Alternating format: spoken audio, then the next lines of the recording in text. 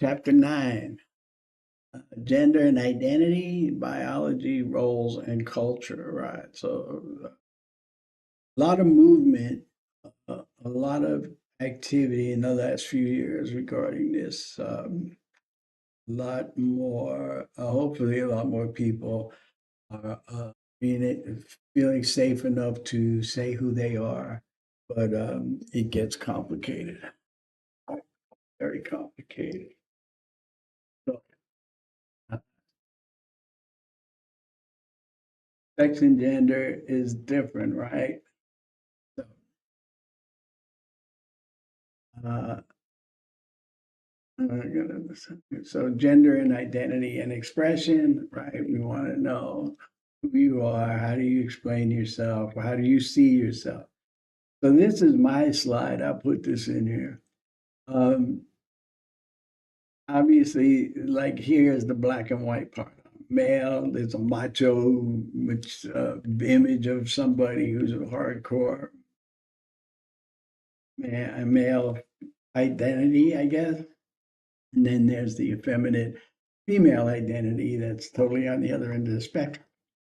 However, most of us live in the gray area. This is where we are, right? So men have feminine traits, men have more feminine traits. They're sliding down the line. Women have some male traits, right? Like I've worked with women carpenters for years, who at different times of the day were different people, right? They were here when they're at work, and then when they're home, they're back here. So where are you in general, right? Most of us find a spot in here that we're comfortable with, and that's who we are.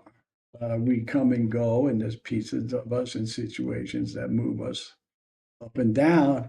But for the most part, we find our little spot, comfort zone right here. Gender roles, how does this work? What does it mean? Terms and variances, and again, your discussion topic at all.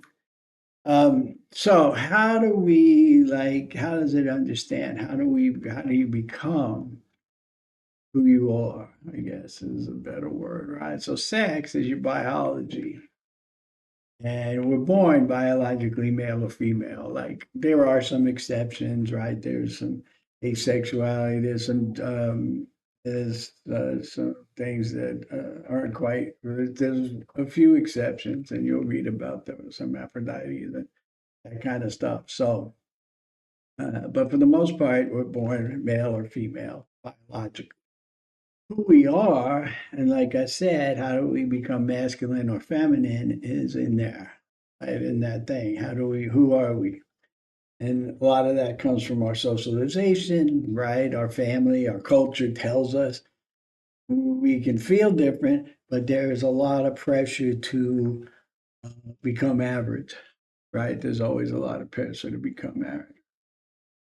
Right, so cisgender is the person who is congruent with the gender roles that they're born into. Right, a man has a masculine identity, a woman has a feminine identity. And so this is how it works, right? So there's XY chromosomes. Now, sometimes, like I said, remember when I talked about that lining up, sometimes it doesn't line up the same. And then there's an issue, but for the most part, they do. And this is boys and this is a girl. This is the boy, okay, and this is the girl, biologically. And the same thing, here's the process, sex, right? Saying here's your assignments. So here's the different pieces, male and female, how it works, your body parts, etc., which we've been over earlier in the year, right? Well, like I said, we're either male or female, but that doesn't take in all of the variations that can possibly happen with this piece. You know already. So sex variation. See, and here we go. Sorry, I went the wrong way. It was right there. Biology, where it goes right, what is it just makes us different. Right. So in Native American culture, it's very And they see that as a very special thing, right? For the most part, in many cultures, that is not the case. Because most of the time we're bombarded with the expectations of who being male or female, right?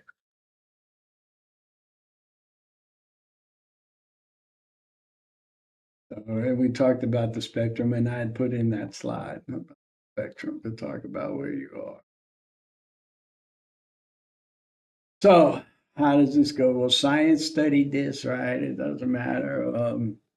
There's a lot of studies and a lot of that, but people are who they are, right? And you know, it's not much. We talk to people and we try to find out why they feel the way they feel. Um, and then, of course, some people are extremely uncomfortable in the sex that they were born in, and then they change gender entirely. So to change your gender entirely, physically, right, is the furthest you're going to go. I don't have, you don't have to go that far, right? I mean, some people just feel better dressing this way. This is the way I want you to address me this way. I am now a man. I have transgender people in my family. So just try to support people who being who they are and feel safe, right? Because this is a problem. Uh, Homophobia, transphobia, like basically you're afraid of people that are different than you, that aren't the act. Mm. Also, this causes a lot of distress. I used to, as a therapist, I encountered a lot of people who like just so distressed and so depressed and so anxious because maybe they were brought up in a very religious household, and as they grew up and understood themselves to be homosexual or transgender or whatever the case was, it was such a conflict that it really destroyed their mental health. It took a lot of work for people, and then it takes a lot of people, a lot of courage, right? Because sometimes you tell your family that you're not who they expect you to be, or you're not who they see you as being, and then they may very well just cut you off.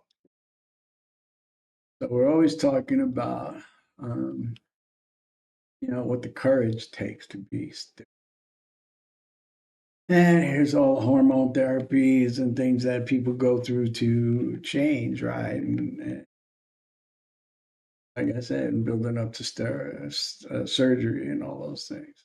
Uh, So androgyny, right?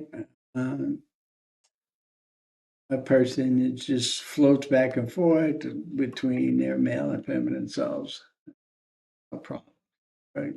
Actually, Dr. Ben believes they may be the healthiest people, mentally healthiest people among us. Gender roles, right? Society, your culture, they have expectations. They laid out what the roles are.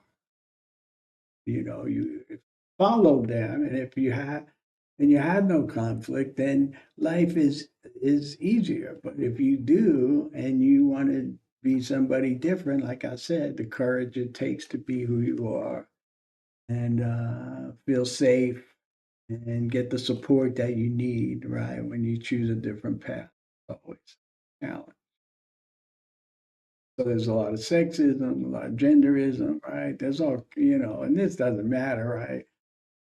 Um, It's just like I said, it's harder when you're not in the average. It's hard enough to be average, believe me. Like women get paid less. We all know all these, right? You know all this stuff. Women make less money, they get less opportunities.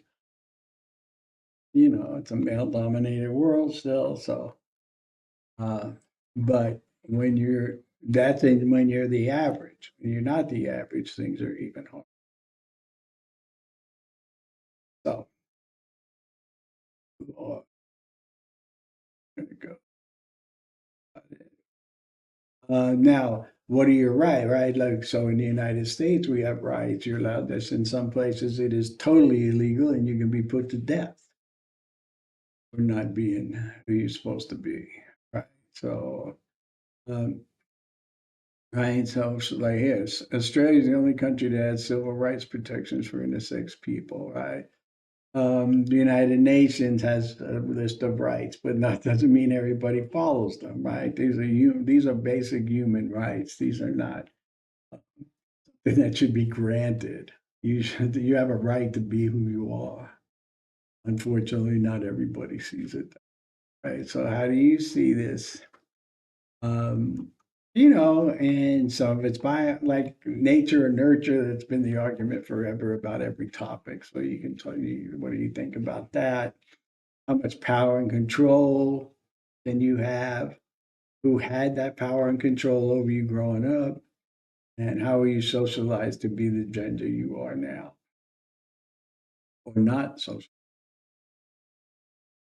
And then for anybody who's looking for support, the San Joaquin Pride Center, this is their website. They located on Yosemite Street, just off of Acacia. I don't know if this is going to open up. Yeah. Right. So all about them. They have a lot of activities there. They have a lot of support groups. They have a lot of just information. Right.